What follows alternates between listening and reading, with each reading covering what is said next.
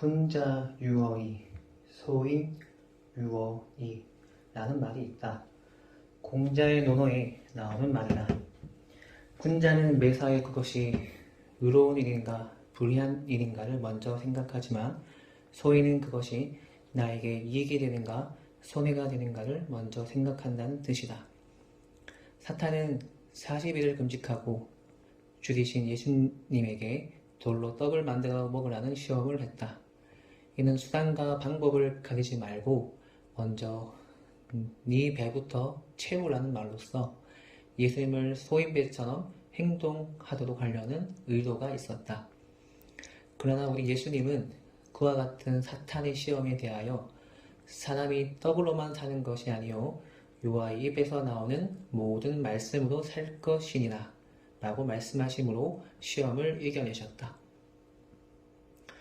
뭐로 가도 서울만 가면 된다는 말이 있다.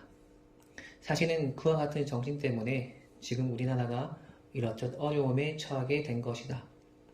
오늘 우리의 역사는 뭐로 가서는 절대로 서울에 도달할 수 없다는 교훈을 우리에게 가르쳐 주고 있다. 뭐로 가서 도착한 서울은 서울이 아니다.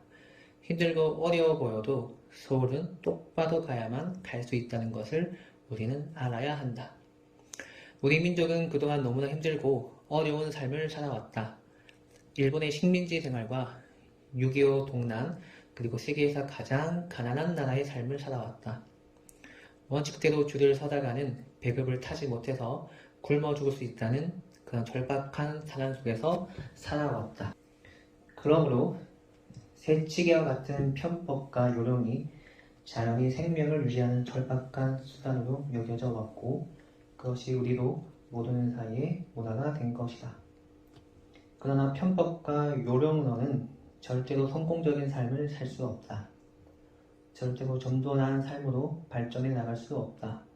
힘들고 어려워도 정도를 가고 원칙을 지켜내는 삶을 살아야 삶이 발전하고 성공한다. 선진국과 후진국과 다른 것은 다만 소득의 차이뿐만이 아니라 얼마나 원칙이 잘 지켜지는가, 그렇지 않은가가 선진국과 후진국을 결정하는 중요한 요소가 된다는 것을 우리는 알아야 한다. 뭐로 가도 서울만 가면 된다고 수단과 방법을 가리지 않고 돌로 떡을 만들어 먹다가 망하고 있다. 누군가 우리나라를 진정한 의미의 선진국으로 만들어 가는 사람들이 있어야 한다. 그들이 누구여야 하겠는가? 우리 예수 믿는 그리스도인들이어야 하지 않겠는가? 너무 소인배처럼 이익과 손해만 생각하지 말고 말씀을 생각하고 진리를 생각하고 원칙에 따라 생각하고 행동하는 사람이 되어야 하지 않겠는가? 40일을 굶은 후에도 돌로는 떡을 만들어 먹지 않겠다는 그런 고집을 가지고 우리도 살아야 하지 않겠는가? 하나님께서 우리를 산으로 들여보내지 않으시고 세상으로 내보내신 것은 바로 그와 같은 문화와 전통을 만들어내라는 뜻이 아니겠는가? 먹고 사는 문제는 하나님께 맡기고 이해가 되든 되지 않든 하나님의 말씀대로 원칙을 중히 여기며 사는 사람들이 되어야 하지 않겠는가? 예수님은 우리에게 좁은 길로 가라고 말씀하셨다.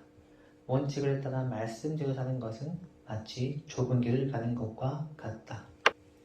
그러나 예수님의 말씀대로 좁은 길을 가본 사람은 누구나 아는 일이 있다. 예수님의 길은 처음에는 좁지만 갈수록 넓어진다는 것이다. 그러나 사탄의 길은 처음에는 넓지만 갈수록 좁아진다.